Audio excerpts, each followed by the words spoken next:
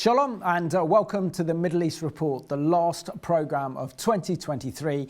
And in this programme, we'll be looking back at some of the historic and political events that shaped Israel and the Middle East in 2023.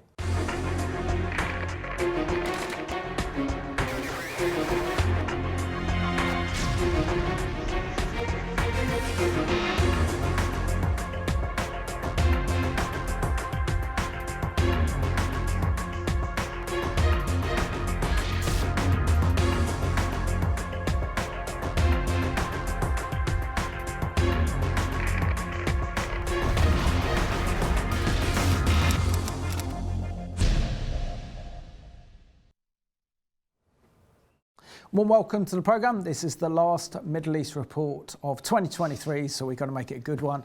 And I'm joined by my good friend, Robin Benson from the south coast of England. Robin, great to see you on the Middle East report. I know you've done a few Middle East reports this year, but it's great to have you back as we reflect on some of the dramatic events that shaped Israel. Yeah, good to see you again. I have the opportunity to reflect on some of the things that have happened in the last 12 months. Absolutely. So should we start off with the new Israeli government? We know that at the very end of December, Benjamin Netanyahu has returned as Prime Minister for a sixth time. But this time he's got a very controversial coalition government partner. So according to my notes here, on the 1st of January 2023, Israel's new controversial Minister for National Security, Itamar Ben-Gvir, visits the Temple Mount, saying that this year had a rocky start as Israel's controversially new appointed Minister of National Security, Itamar Ben-Gvir, visited the Temple Mount. He challenged the status quo on the sensitive religious site, asserting his own personal authority rather than that of the new coalition government. And of course, you know, this was this expectation of how this new government would form. The likes of Itamar Ben-Gvir and Stoprich, the finance minister, I would say are on the extreme ends of Israel's political system, you know, so there's a big question marks about how they would actually govern. Yeah, I mean, lots of us who have been observing Israel for all of these years were really concerned at this lurch, as it was portrayed, you know, right across the media, including Israeli media, that the government had taken to the right, including these two very religious parties and their leaders. And, you know, that played out in the initial months of the year, obviously, as things developed politically, which we'll, you know, come to eventually. Yeah, so it was a case of, okay, what's going to happen? What are these guys going to do? What agendas are they, on behalf of their political parties, going to push within the coalition? And, you know, we saw some things that obviously over the first few months of the year caused great concern. But of course, as we sit here in the studio recording this now, that's all just gone by the wayside as something else has completely taken over. But we'll get to that. Absolutely. So let's have a look at this excellent CBN news report with the start of the year. And this is a reflection on the new Israeli government that was formed by Benjamin Netanyahu and has been described as the most religious and right-wing government in Israel's history. Amid raucous heckling, Benjamin Netanyahu presented the goals of his incoming government. Among them, prevent Iran from obtaining a nuclear weapon and continue to seek peace agreements with Israel's Arab neighbors. Knesset members, I don't need to hear your yelling to know that we have certain disagreements. I'll say one thing, we do have a wide agreement between us on most of the tasks and challenges before us. It took months of campaigning, followed by 8 more weeks of bargaining to reach this day. Opposition and Knesset members, losing elections isn't the end of democracy.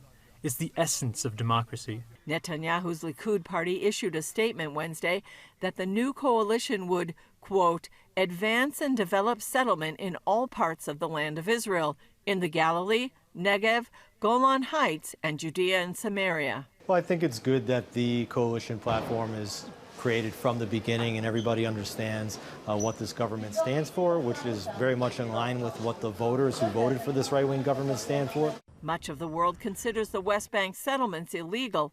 Although more than 500,000 Jews live there, the United States has often constrained Israeli expansion there. Particularly with regard to settlements in previous administrations in the United States, Netanyahu was forced actually to limit building in the settlements of Jewish communities in Judea and Samaria, which is commonly known as the West Bank. And Israel, as Netanyahu said and the coalition agreement says, has exclusive rights to all the land within the land of Israel, including Judea and Samaria.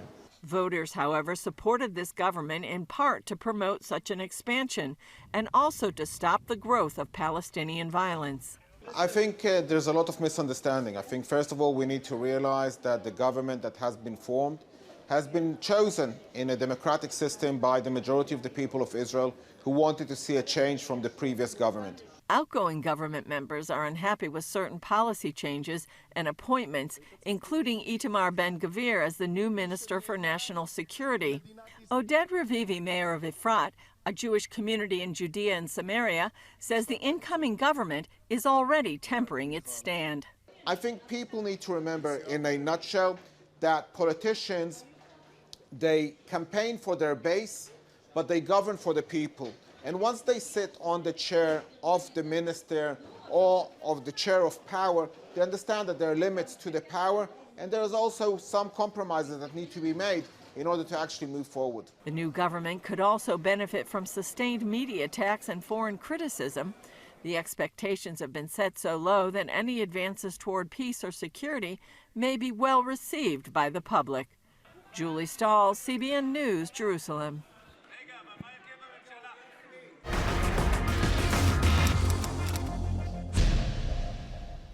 Excellent report there, announcing the formation of the new Israeli government, and with this very controversial Minister for National Security, Itamar Ben-Gvir. Now, what's interesting about Ben-Gvir, Robin, is that he was considered so extreme that the IDF wouldn't even allow him to join the IDF because they wouldn't trust him with a gun. And now he is Israel's National Security Minister. He can't write this script. But at the same time, as Israel's politics has moved to the kind of ultra-right religious factions within Israeli society, we see then an increase of persecution against Christians, against Messianic Jewish believers. And of course on the 1st of October as well, we saw that two ultra-Orthodox Jewish people vandalized a Christian cemetery in Jerusalem. Yeah, and again, as I said earlier, those were some of the incidents early on in this new administration that raised all sorts of concerns on those of us who are supportive of Israel from a Christian perspective, and left us wondering, well, what is this government going to get up to? What policies is it going to try and push through? And there were some concerns about legislation that looked like it was going to hamper the work of the Messianic community and also attack, in inverted commas, the Christian community as well. But it all petered out over the coming months as things turned nasty as far as the political factions within Israel itself. So let's move on to February 2023, and of course the news story that dominated that month actually occurred on the 6th of February, where a devastating 7.8 magnitude earthquake struck southern Turkey and northwest Syria, killing over 55,000 people and affecting 15.7 million more. The damage was widespread to homes, schools and hospitals were destroyed as the earthquake left entire cities and villages in ruin. While it's known that war-torn Syria would not have the capacity to respond to the disaster, the earthquake exposed the inadequacy of Turkey's response system. It says despite international aid and rescue and rebuilding efforts in Turkey were inefficient with slow help to reach many areas, the earthquake has also had a detrimental economic effect. The rebuilding efforts are expected to cost up to 130 billion US dollars, and that's just the cost in finance, but also huge cost in life. And I suppose that does really fit in with Bible prophecy, where Jesus talks about there will be famines and there will be an increase in earthquakes. Earthquakes, yeah. And I mean, I remember when doing this has jogged my memory, because I can recall at the time there were all sorts of speculation that Erdogan was going to, get the chop, politically speaking, because he was associated with the building companies that had built a lot of these buildings that collapsed during the earthquake. And there was a lot of, in Turkey, it raised a lot of opposition against him and his party, but again, that has gradually dissipated too, and the whole thing is just forgotten. It's like the news cycle. It happens for a few days, it's there, we get the pictures, we get the reports, and then the news cycle moves on. And all of these people, some of them are still struggling almost a year later, are forgotten. So let's remind ourselves of this horrific earthquake that struck not only Turkey, but also Syria back in February of 2023. Time is running out to find survivors in the rubble of the earthquake in Turkey, now that the first critical 72 hours have passed. But there have still been some miracles. This little girl was found alive alongside her father, who, as they were loaded into an ambulance, whispered, "I love you all." And in the Turkish city of Malatya, a man was found alive who had been trapped under concrete for 65 hours. But the losses are staggering. Many victims were refugees who fled the civil war in Syria. Turkish and Syrian survivors in the Turkish city of Antakya were still waiting Wednesday for their loved ones to be rescued after their apartment buildings collapsed. They sat by a fire trying to keep warm. This woman said, "Our building has been destroyed for 3 days. There are many people under the rubble. I also have a mother and a brother under the rubble. Another is hoping for a miracle. My mother, father, and brother are under the rubble. I am waiting for them. There's been no sound from them for days." This man says they can hear the voices of victims, some of them children, still alive in the rubble. They're still waiting for rescue squads to come and help free them. This woman in Elbistan says, "3 people from my family are trapped under the rubble. One of them is here. We ran away." This drone footage shows the devastation in Syria. Some buildings have been completely destroyed, while others seem to show no damage at all. Some buildings in rebel-held areas of Syria were already weakened by repeated aerial attacks from Syrian and Russian warplanes during the civil war. The government says about 300,000 people have been left homeless by the quake, some forced to sleep in cars or tents in the sub-zero temperatures. Syria is receiving almost no international help, but aid organizations are trying to provide blood, clothes, and blankets. Turkish President Erdogan is under fire for his government's handling of the disaster. Touring the damage, Erdogan acknowledged shortcomings in emergency response efforts, which he blamed on bad weather and damage at a local airport. An Operation Blessing assessment team is on the ground. The ministry is preparing to distribute thousands of blankets and solar lanterns to those without homes, heat, or power.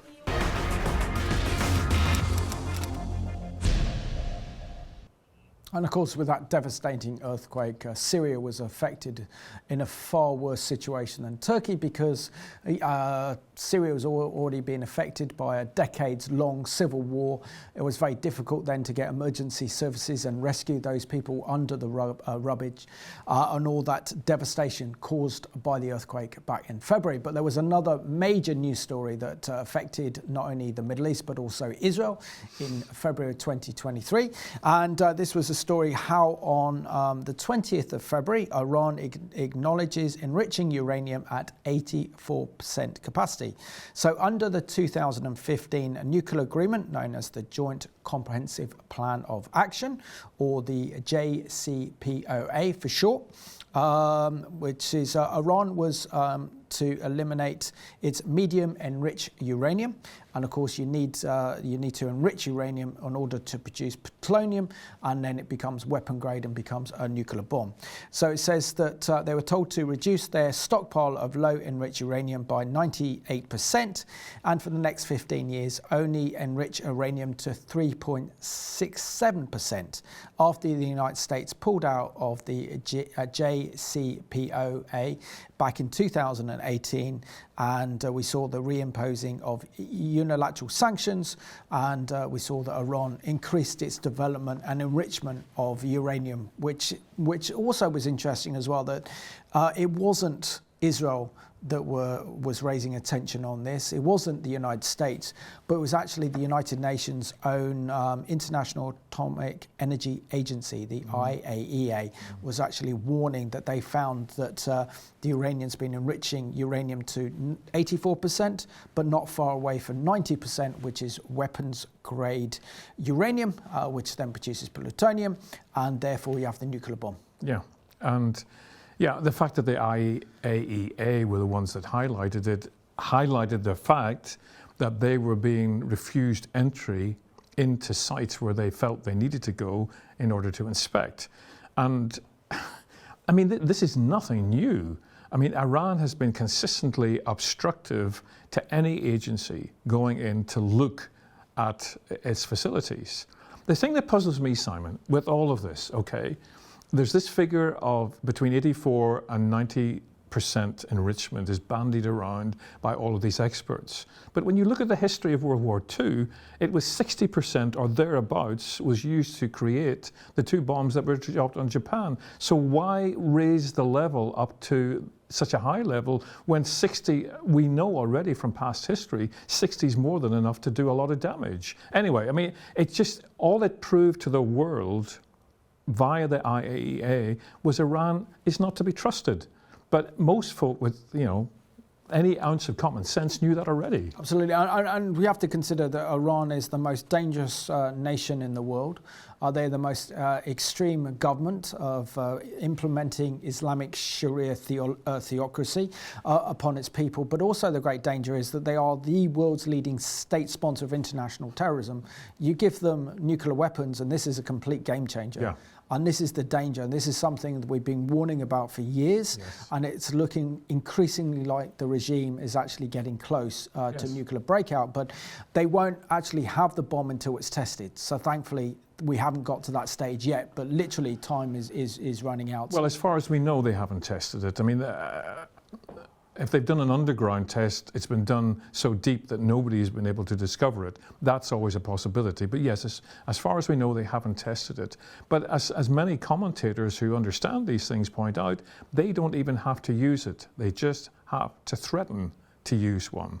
And as you say, it's a game changer because the rest of the world then has to hold its breath and think, do we challenge them or not? Well, this is the danger, particularly as they threaten to wipe Israel off the map with previous presidents and the supreme leader of Iran, Khomeini, as well.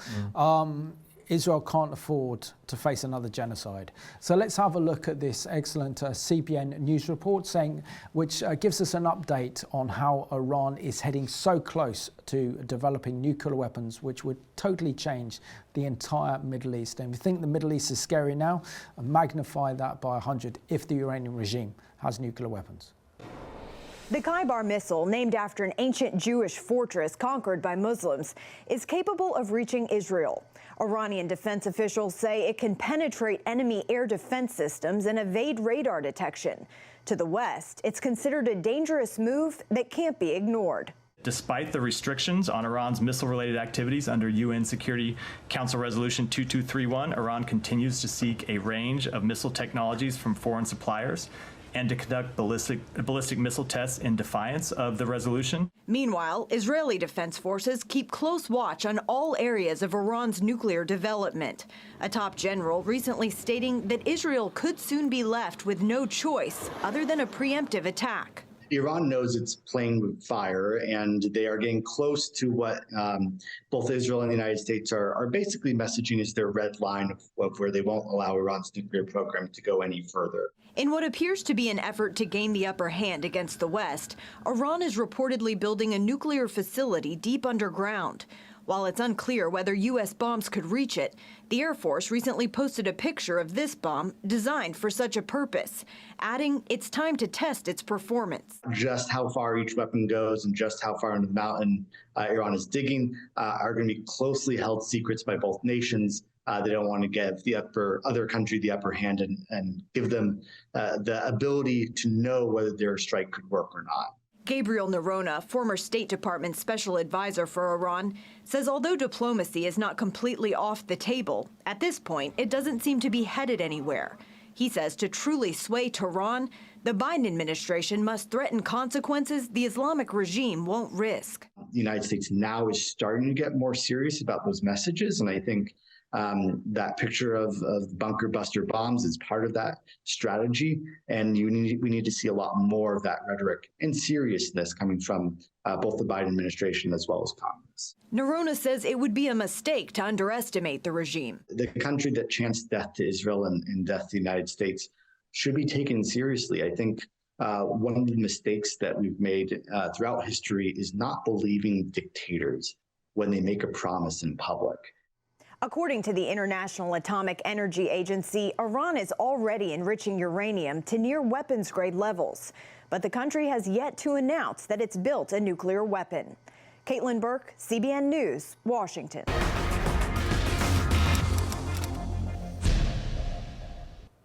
So that leaves us with the big question for 2024. Will the Iranian regime reach a nuclear breakout in 2024? Or are we going to see a US or an Israeli military airstrike on Iran's nuclear facilities in 2024 that will prevent the Iranian regime from having the most deadliest weapon in the world, which are nuclear weapons? And if we look on to March, Robin, of 2023, a very interesting development. And this is the Abrahamic Family House. Opens in Abu Dhabi in the United Arab Emirates. So on September the 15th, 2020, the United Arab Emirates signed the Abraham Accords, becoming one of 6 Arab countries to normalize relations with Israel formally.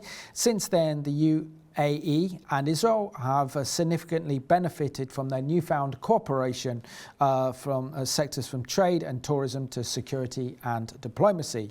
The opening of the Abrahamic Family House in Abu Dhabi, a place of worship for all the Abrahamic faiths, containing a synagogue, a mosque and a church, symbolised the prosperity to be gained through peace and cooperation. The house represents the hopeful future of coexistence and respect between Judaism, Christianity and Islam.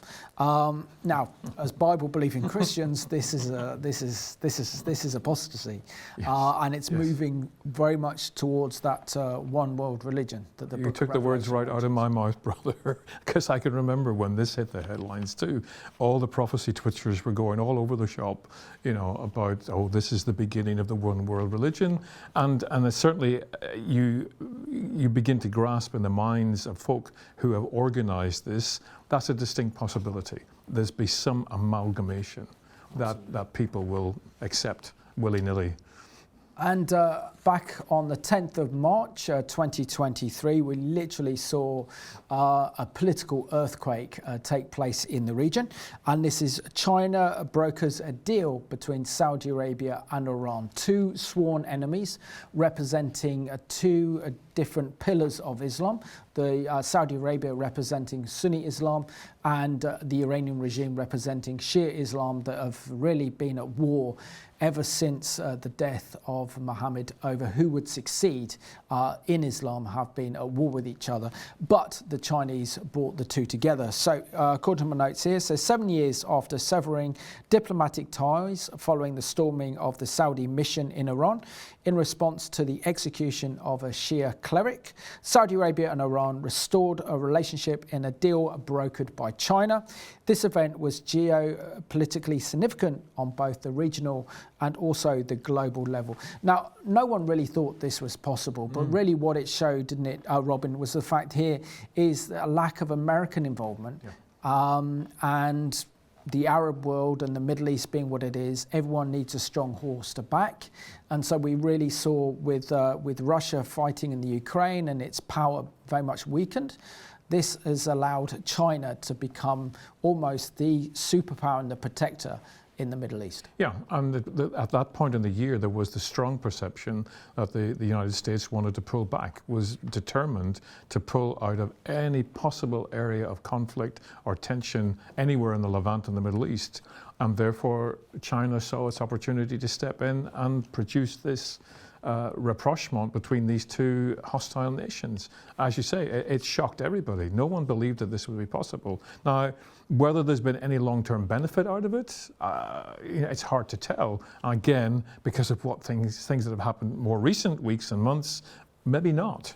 But at that point, it certainly showed that the Saudis were deeply concerned that the United States would no longer back them. And also it was interesting how, as we go forward a few months to October the 7th, we know that prior to October the 7th, the Israelis and the Saudis were very close to a normalization agreement. So clearly what the Saudis would have done was to break off that agreement with the Iranians, come back into the American camp and become a huge player within the Abrahamic Accord. So let's have a look at this groundbreaking political earthquake that was really shaking the geostrategic perspective on the Middle East as the Chinese brokered an agreement between the Saudis and the Iranians to come together in a peace and cooperation agreement. After more than a year of meetings and 4 days of negotiations in Beijing between Iran and Saudi Arabia, China said the three nations reached an agreement.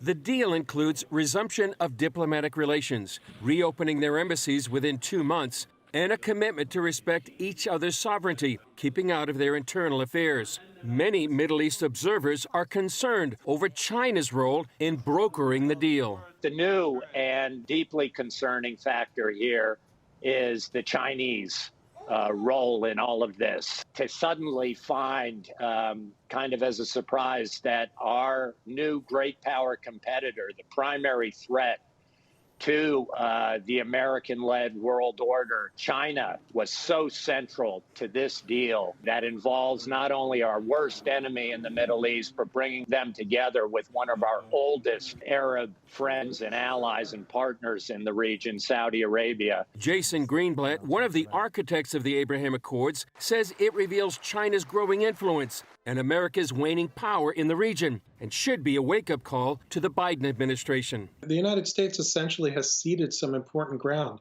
an important area for U.S. stability and security, to China to some degree. That's not good for the United States. I think the United States ought to pay attention. Hannah recently visited Saudi Arabia and met with its top leaders. He says Saudi is hedging its bets because its relationship with the U.S. is not as strong as it once was. If the Saudis had their druthers, the relationship with the United States would be strong, secure. They'd have enormous trust and confidence in it. Unfortunately, that has all eroded drastically over the last 2 years. That was the message we heard when we were in Riyadh. CBN News asked Greenblatt what this means for Israel.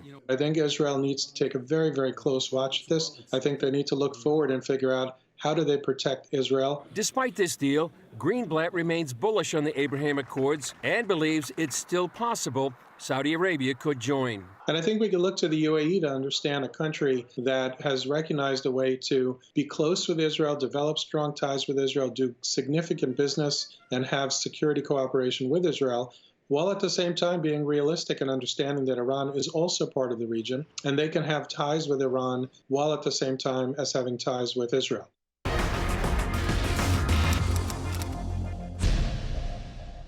Now moving on to April 2023, and one of the biggest news stories in the Middle East was about Iran cracks down on the hijab law.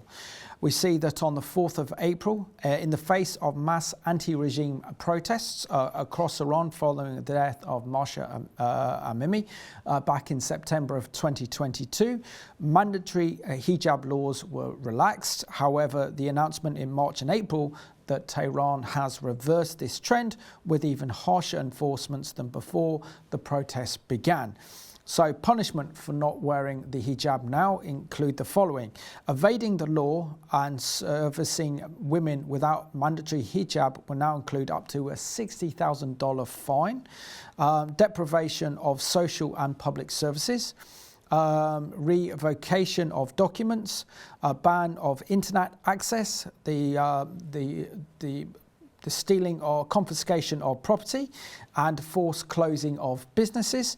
The clerical establishment is enforcing the hijab law by installing cameras and face recognition technology. However, very, very scary, because we saw that these brave and courageous women really did rock the Iranian regime, and under that pressure the regime gave in and relaxed a lot of the laws surrounding the hijab, but now it seems that back after they feel that they've secured the state and clamped down on the protesters, are bringing in incredibly harsh measures for anyone not wearing a hijab, and even denying many of these women health access from hospitals if they're not wearing the mandatory hijab. Yeah.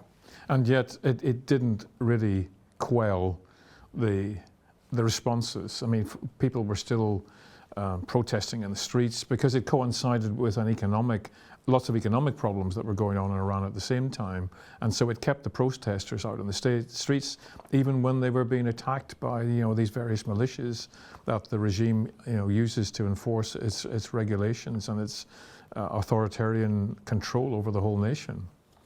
And then moving on to April the 7th, which was Passover and Easter, we saw the horrific murder of Lee Dee and her two daughters, Rena, who's 15, and Maya, who's 20. Lucy died in hospital after she sustained critical injuries in a shooting on a Friday that killed her two daughters. So 2 Israeli sisters were killed and their mother was critically hurt in a terrorist shooting attack in Judea and Samaria on Friday, according to officials, escalating an already tense situation on multiple fronts. The victims were residents of Efrat settlements, and they were also British Jews that had made Aliyah. I mean, this terrorist attack on what was known as Good Friday and Passover was just beyond horrific, just murdered in cold blood. Yeah, it was, and it came at a time when there had been a spate of similar attacks on Jewish people traversing through Judea and Samaria, and it got to the point where actually many people were afraid, to go out in their cars because they never knew where the next attack was going to come from. But this one in particular, just because of the brutality of it, drawing up alongside the car and just spraying it with bullets, it really hit the headlines internationally, and again it highlighted the whole issue of the safety of Jewish people living in the various communities that are scattered throughout Judea and Samaria. Which is the biblical heartland. The biblical homeland, yeah. So let's have a look at this very disturbing and distressing report from CBN, and this is where Rabbi Leo really opens his heart regarding the murder of his wife and his 2 lovely daughters.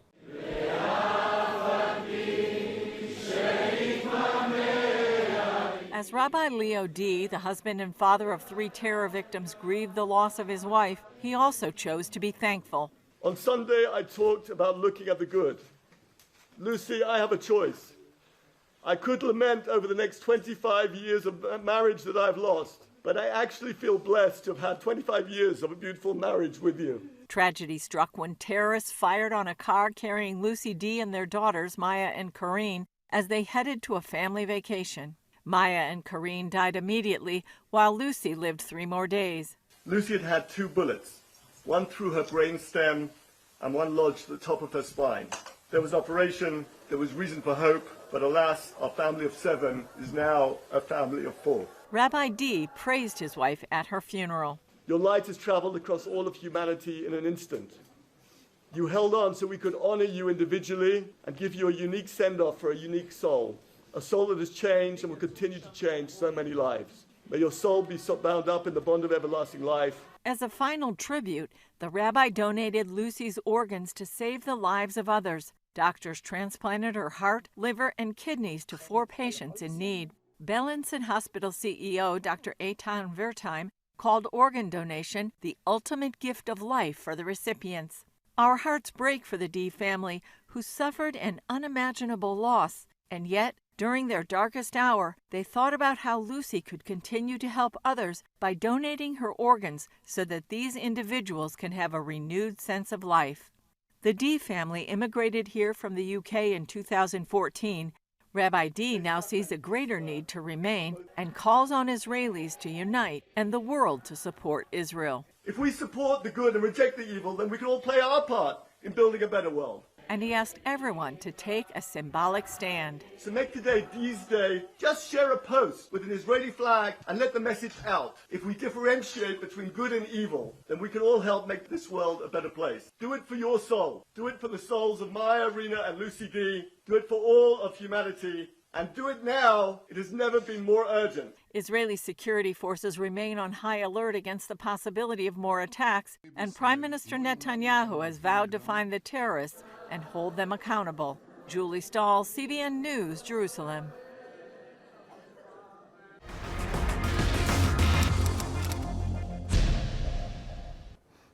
Sadly, that was a taster of what Israel would experience later on in the year, but just absolutely horrific how you can murder such a lovely, righteous family in cold blood. And it just shows you the challenges of those precious Jewish communities living in the biblical heartland of Israel and what they have to go through. Now, moving on to April and May. Now, depending on whether you're Christian or whether you're Jewish and whether we are actually going along with the Jewish calendar, which would then mark Yom Ha'atzmaut or Israel's Independence Day in April. But if it's on the Georgian calendar, then we celebrate Israel's 75th anniversary on the 14th of May.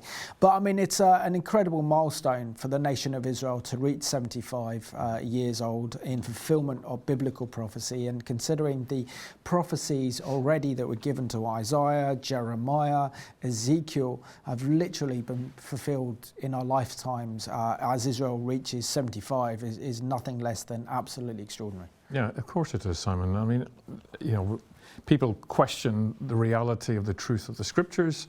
You only have to open those scriptures that you've mentioned and many others and see and look at, you know, modern day Israel today, and you see living proof that God keeps he makes the promises, he makes the predictions through his prophets, and then he keeps them. Amen. Of course, we've seen also this huge influx of Aliyah, Jewish people returning to the land of Israel from the four corners of the earth. This is actually the statement that's actually put out on the Israeli government website regarding Israel at 75. It says, throughout their long history, the yearning to return to the land of Israel has been the focus of Jewish life. Independence Day is a celebration of the renewal of the Jewish state in a land where the Jewish people began to develop its distinctive religion and culture some 4,000 years ago. On the 14th of May 1948, the day the British mandate expired, the new Jewish state, the State of Israel, was formally established in parts of what was known as the British Mandate for Palestine, was the establishment of the State of Israel in 1948. Jewish independence was restored after 2,000 years. Independence Day is a celebration of the renewal of the Jewish state in the land of Israel, the birthplace of the Jewish people. In this land, the Jewish people began to develop its distinct religion and culture some 4,000 years ago. And here it has preserved an unbroken physical presence for centuries as a sovereign state. The other times under foreign dominion. Throughout their long history, the yearning to return to the land has been the focus of Jewish life. Theodor Herzl, the leader and the founder of the Zionist movement, increased international recognition for the need of a Jewish state. And of course, with a Jewish state comes the Israeli Defense Force, and without them, there would be no Jewish state because they are literally defending Israel and the Jewish people. It's not an army, it's a defense force. So let's see this excellent CBN tribute to the IDF as Israel marks her 75th anniversary. When David Ben-Gurion announced the State of Israel on May 14, 1948, 6 surrounding Arab nations attacked the newborn country within hours. Then it was small units of very patriotic people, some of them Holocaust survivors who just came off the boat from Europe and put on IDF uniforms and joined battle and defended Israel in 1948 against 6 Arab armies. CBN News interviewed Lieutenant Colonel Jonathan Conricus about the Israel Defense Forces, the IDF, from its beginning in 1948 to today. He has a key perspective, serving in the IDF for more than 24 years, with the last 4 as its chief international spokesman. From that initial war that threatened its early existence, the tiny young nation faced war in 1967 and 1973 when Israel's enemies sought to annihilate the country. Outnumbered and outgunned, Conricus says Israel still had the upper hand. I would say that our biggest advantage and what has allowed Israel to be victorious on the battlefield and off the battlefield, to defeat advancing Arab armies at a ratio of 1 to 10. What has been really at the heart of those achievements have been the excellent men and women serving in the IDF. It was never about the stuff, never about the planes, the tanks, the weapons. It was about the human spirit, their commitment to the mission, and their absolute understanding that when they look back, they see home. Kenrikas credits that to Israeli soldiers, realizing they're both the front and last line of defense. They know that their parents, their families, their communities rely on them, and therefore they did amazing achievements on the battlefield, knowing that if they fail, the country is in danger. As Israel still faces threats to its existence, Kenrikas hopes today's IDF can capture the spirit of those early pioneers. To go back to our roots of 1948 and even before that, look at the spirit, the daring spirit of the IDF is, I think, what is needed on all fronts. Against all of our enemies, the message should be that Israel is strong, focused, has the capabilities, and most importantly, the will to safeguard itself and defend itself. Chris Mitchell, CBN News, Jerusalem.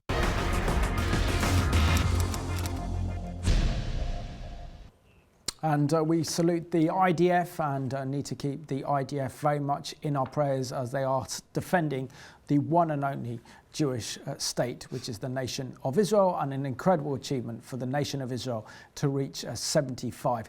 And also we saw that back on between the 9th and the 13th of May 2023 that Israel conducts Operation Shield and Arrow against Palestinian Islamic Jihad in Gaza.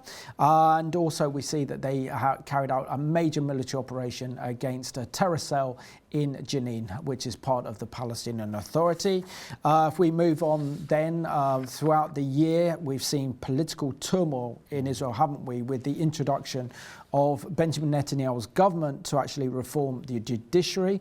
And we saw the biggest protests in Israel's history. We saw a nation divided between those who wanted judicial reform and those who didn't.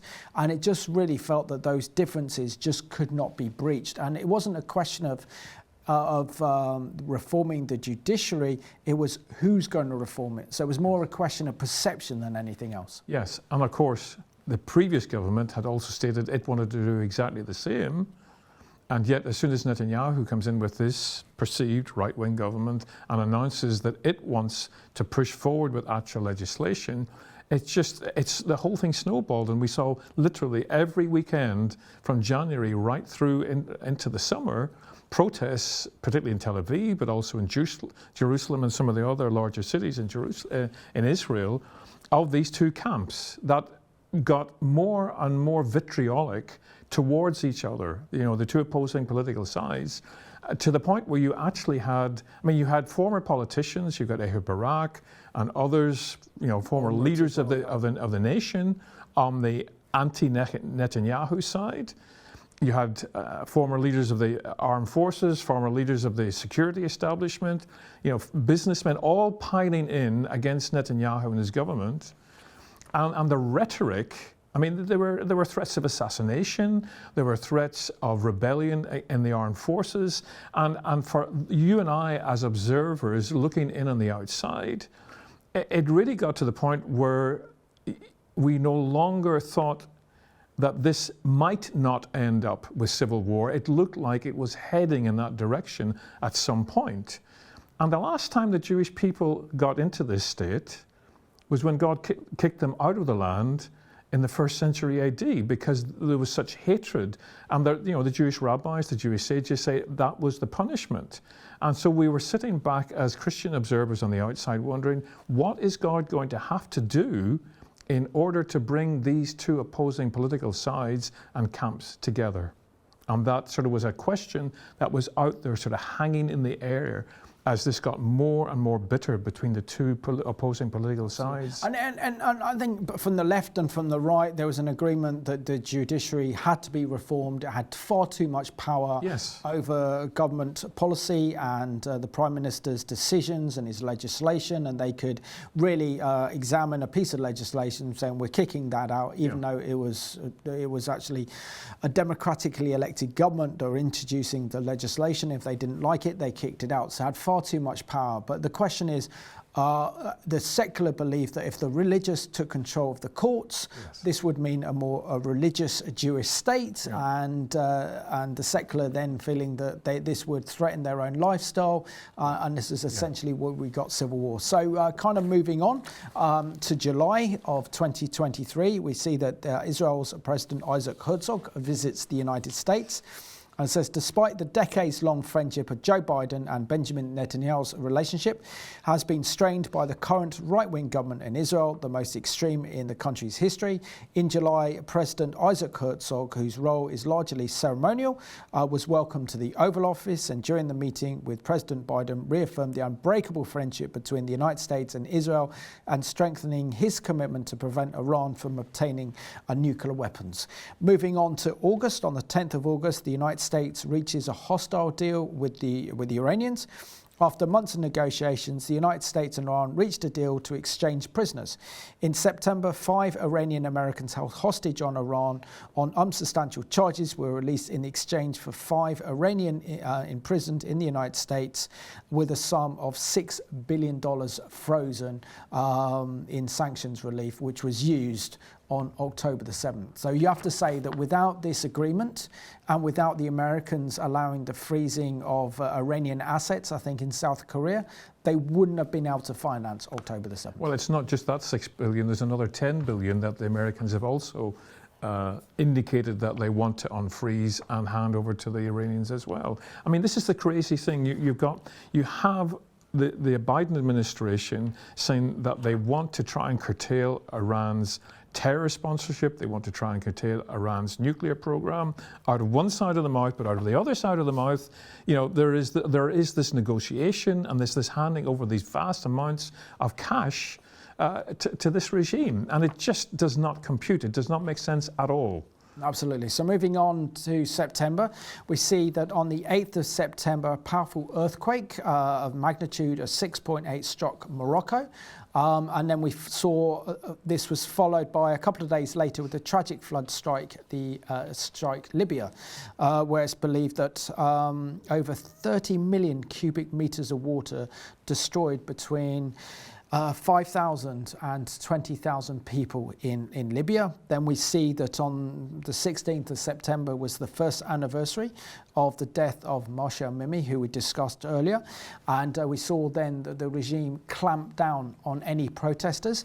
And this takes us really to the defining moment now of 2023, not only for Israel, not only for the Middle East, but for the world. And that was the horrific events that occurred on Saturday, the 7th of October, where Hamas carried out the biggest mass terrorist attack in Israel's history, where over 1,400 Israelis were murdered, around 240 were kidnapped, and over 6,000 were injured, and many of those critical. And this was the biggest massacre of Jewish people that we've seen in one day since the Holocaust. 48 hours after Hamas's invasion on October 7th, the IDF says it has regained control of all the towns on the Gaza border, while Defense Minister Yoav Gallant has ordered a complete siege of the Gaza Strip. Following the invasion, the numbers are staggering. More than 4,000 rockets fired into Israel, as many as 800 Israelis murdered, almost 3,000 injured, many seriously, and up to 100 kidnapped and taken into captivity in Gaza. The images horrifying. Armed terrorists roaming Israeli communities at will and murdering anyone in sight. Elderly women and men dead on the street. Whole families inside their homes slaughtered, with more than 200 killed at an outdoor dance festival. The atrocities reminiscent of ISIS. Bodies of the dead being desecrated in the streets of Gaza. A captured 85-year-old grandmother with dementia being mocked in this photo. This 7-year-old boy being tormented by young Gazan boys with a whip. a 1-year-old being toyed with by this Hamas terrorist. And this Israeli woman named Noah kidnapped at a concert, her fiancé dragged along, and her father in anguish. Israel is now on a war footing, with up to 300,000 reservists called up to action. Many anticipate a ground incursion into Gaza soon, with the likely goal the destruction of the Iranian-backed terror group. Now, for us, it's a time to get organized and to get prepared for the attack against the militia of Hamas. And I call the Prime Minister to take a different approach. We have to eradicate Hamas, period. The Wall Street Journal is reporting Iran worked directly with Hamas to plot and plan the invasion, while a Hamas spokesman thanked Iran for its support. Major questions do remain. How did this colossal intelligence failure happen? Will Hezbollah enter the war? Regardless of those answers, Israel now finds itself in a new era. This is a paradigm shift for Israel. The Prime Minister, the cabinet, the heads of the military, it's clear to everybody that for an attack to be carried out against the Israeli people, we're in a new world, a new region, and our response will be unlimited to what we are going to do to successfully carry out our mission. Whatever that means, all options are on the table. Chris Mitchell, CBN News, Jerusalem.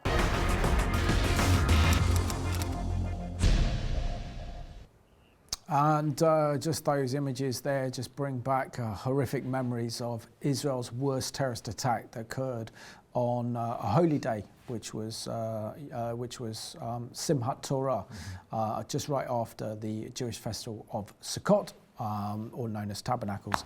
I haven't had you on the program since those horrific events. So when did you first learn about what happened October the 7th? And what are your thoughts on what can only be described as the most horrific and barbaric and evil terrorist act in Israel's history?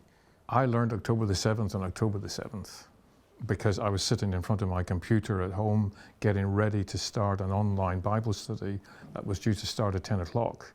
But I had, because I had two screens, I had a couple of apps open on the right-hand side, just monitoring the news, monitoring emails, and all of a sudden this stuff started to appear about this attack, and it's like JFK, it's like 9/11, it's where were you on that morning? That's where I was, sitting in front of my computer. And we met, but we scrapped the study, and we just spent the time praying for Israel and the Jewish people, because it was drip feed at that point. It was just, this has happened. This place has been attacked. That place has been attacked. So it was an unfolding story during the hour or so that we met together on that Saturday morning. And it just was horrific. I mean, I was, speechless at times, because at that point we were getting the bare bones, coming out of the news sources, but it was bad enough to realize, because it was all videotaped by these monsters. So that the news sources were picking up the stuff from their social media, and therefore able to relay it out to the rest of the world that was watching, and it just was absolutely. It was awful. And when I wanted to watch a news source that I could trust, so I turned to I-24, the English Israeli news channel. I just became watching the developments as it just unfolded, just in pure horror and shock. But when they announced that Hamas were at 26 different locations in southern Israel, that's when I'm thinking this is not 50 or 60 terrorists. We're talking thousands. In the end, it was 3,000 Hamas terrorists who crossed the. Well, it was also civilians. I mean, they recognized that there was a reasonably high number of Gazan civilians followed the terrorists in and just picked up where they left off. So it was a combined effort from just so-called the man in the street and trained terrorists. But the devastations that we saw, like at Kibbutz Kfar Aza or Kibbutz Barrett, and the horrific act of taking hostages back to Gaza was just horrific. And of course, this was Hamas's plan back in 2014. But then also we saw the Nova Music Festival and the complete devastation caused by Hamas as they used paragliders to land at the festival and just literally massacred Israelis, innocent Israelis trying to escape for their lives. And then, of course, the atrocities of the kibbutzes. It was a genocide and crimes committed against humanity, and we've never seen anything like this. I think Israelis always at the back of their mind thought something like this could happen if we opened our borders, but I never felt they ever thought this would ever happen. But it just shows you literally the gates of hell were unleashed on those beautiful Israeli communities in the south of Israel back on Saturday, the 7th of October. Yeah, and I think, obviously we're going to have to wait until this current conflict comes to an end before, the powers that be start taking apart the events that led up to October the 7th. But it seems already clear that there was enough intelligence that was ignored, up the chain of command from people who were actually on guard on the few locations where there were guards on the Gaza border to indicate that something bigger than what they ever imagined was coming. And I think part of it is, again, you and I read up on these things. There seems to be the sense crept into the IDF that Hamas was not something to be worried about, that they weren't a threat. And of course, that's the exact opposite of what they were. Yep. And of course it could have been worse, because I think Hamas jumped the gun. They were supposed to do this in coordination with Hezbollah in the north. Had they done this in coordination, this would have been even worse situation that Israel was facing. Since then, we've seen the IDF send in the ground troops and their regiments into Gaza to destroy Hamas. And of course, the narrative now has shifted away from the massacres and the horrors of what happened to Israelis to, oh, look at the Israelis killing innocent Palestinians in Gaza without knowing the context of what's happening and realizing that for Israel's own deterrent capabilities, for their own survival as a Jewish state, they need to destroy Hamas. And of course, then we've also seen around the world this escalation of Jew hatred that's manifesting itself everywhere. So within 30 seconds, just reflect on how October the 7th will have a huge impact going into 2024. It's going to have a massive impact because we still don't know what Israel is going to do about Hezbollah up on the north. They're being restrained by the USA as far as that is concerned. Nor do we know what Israel is going to do about the Houthi rebels down in Yemen who are making life very difficult for international shipping in the Red Sea. So we wait and see how Israel is going to deal with that. Robin, thank you so much for being my guest as we've unpacked the major news events that have shaped Israel and the Middle East in 2023. I want to thank you for watching this program. I want to wish all our viewers a Happy New Year, so Shana Tova to you. Let's continue to be watchmen and women on the walls of Jerusalem to pray and intercede for Israel, to speak up against the rise of Jew hatred in 2024, and let's befriend Israel and the Jewish people as we see the rise of evil. So thank you for watching this news review of 2023.